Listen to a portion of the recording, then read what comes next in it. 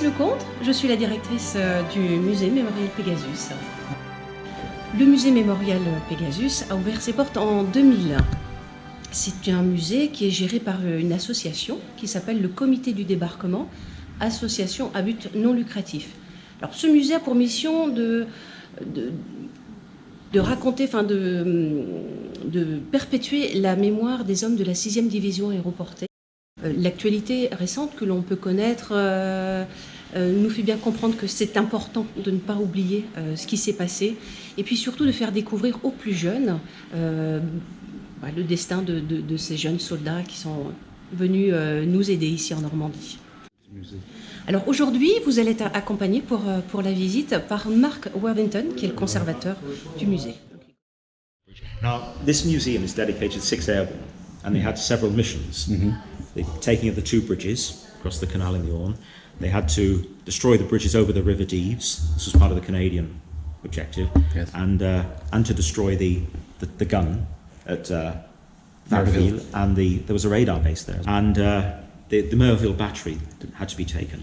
But people come here and they see the bridge, and it's very difficult here to try and take ourselves away from the bridge operation and explain what happened elsewhere, because people want this more than any, they're coming here for this.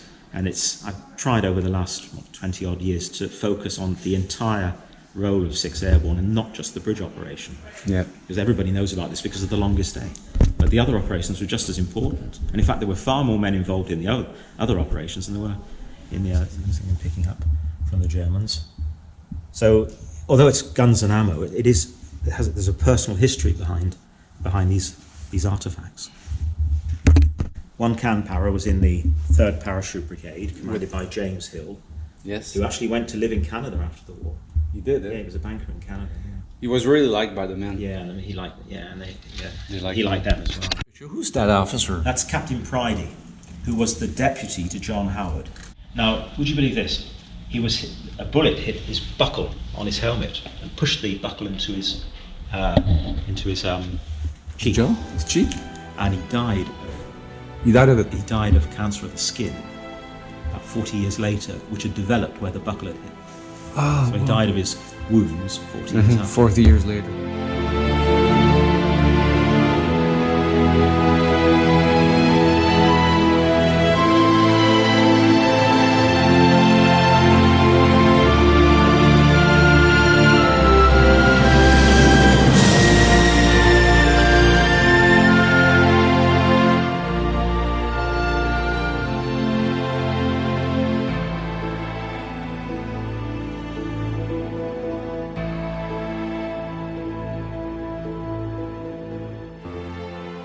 I'm working with a British guy who's got a free-to-access website called the Fallen Heroes of Normandy, and people can click on the site and find out some information about a soldier killed in Normandy, and they can add images and documents about a soldier who was killed in Normandy, and it enables other people. It puts a face on the graves in the cemeteries.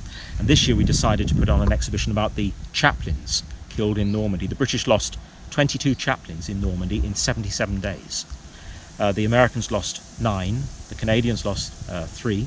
One was airborne, wasn't he? Yes, his parachute, as they jumped, his parachute got caught up with another guy, apparently, and they came down far too quickly. The other guy survived. He was badly injured, but the chaplain, he was killed. He was killed. Yeah. He was a chaplain of one camp. Was he at DB? Oh yes. Yeah, was at DB. In the jump, he died in the jump. That's it. Sadly, yeah. Come and have a look. Yeah, he's buried George Harris. George Harris, yeah. Padre Harris. His son died on the 6th of June. In fact, the other chaplain Brown as well. Just to give you an idea, it was bad enough elsewhere, but in Normandy, 6th of June, 22nd of August. That's the official date of the Battle of Normandy. The Canadians in Normandy lost 5,500 men, proportionally more than the other nationalities. The Americans lost 32,000, the British 17,000. 706 Allied soldiers were being killed in Normandy every day for 77 days, plus 11,000 civilians. And we were saying that the German losses between 100 and 200,000 Germans. So people really do want to forget about the war. Absolutely, absolutely. Because the pilots were from the army. They were not Royal Air Force pilots. These men, before doing this, they'd been gunners, engineers in the infantry, and they volunteered to become glider pilots. And when they were given their wings, they were senior sergeants, staff sergeants. All of them were senior NCOs. And the pilot sits in the left-hand seat, the co-pilot in the right. But as they were doing a sharp turn to the right for this mission, the pilots had changed places. The pilots were sat in the right-hand seats, the co-pilots in the left, because the co-pilot was guiding the pilot, but he wasn't looking out the window. He had a stopwatch and a compass to navigate with, that's all, and he was looking at his instruments. And it was named Pegasus Bridge. You know why, but the French named it Pegasus Bridge, not the British or the Canadians, the people in the village. And a lady, Daphne du Maurier, the writer, chose Pegasus. Her husband was Lieutenant General Browning, and Browning commanded the airborne British Anglo-Canadian Airborne Corps during the war. And a British painter called Edward Seagull went to du Maurier with different designs for the emblem of the airborne forces, and she chose Pegasus for the airborne forces. And the airborne colours, light blue and maroon. General Browning raced horses, and his racing silks were quartered light blue and maroon, and that's where the colours come from.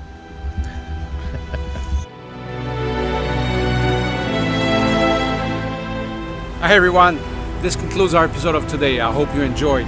I would like to thank personally Mr. Worthington and Madame Lecomte for welcoming me into their museum. This is really a nice place to visit. Really lots of history, and I believe it's really worth it. If you make your way up here next year for the 75th, you gotta come and visit this place. Stay with me because there's so much more things that you will discover as much as I discover. Like, this trip is amazing. So till next episode, stay safe, fair winds, soft landings everyone. Airborne.